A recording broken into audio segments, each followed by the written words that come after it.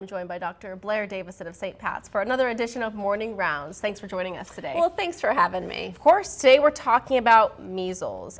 Been a lot in the news lately, lots of talk about measles. So first basic question, just what is measles? So measles is a highly contagious viral illness that is a leading cause of death worldwide for children.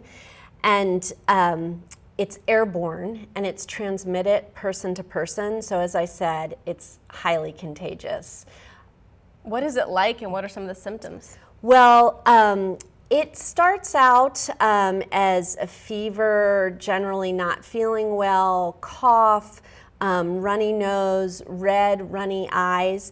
And you get those kind of symptoms and then for about 5 days duration, and then you get a rash. And the rash typically starts on the face and then goes from the face down and out.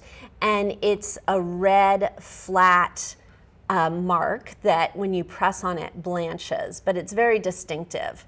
The problem is that we've had measles well under control. So people aren't familiar with this and aren't familiar with how deadly it can be. What are some of the complications associated with it? Well, the complications can be grave, and they include pneumonia, so lung problems, encephalitis, or problems with the nervous system and the brain. And these are pretty common complications. So 1 in 1,000 doesn't sound like a lot, sounds like you could risk it, but these complications can be devastating and life-threatening. And then some of the neurological complications can be delayed and not appear for 7 to 10 years, and then be incredibly devastating. Those are more rare, but they can cause later problems that then result in permanent incapacity, behavior problems, epilepsy, and particularly these measles and German measles, very dangerous for pregnant women. So when are people contagious? So people are contagious before they know they're sick.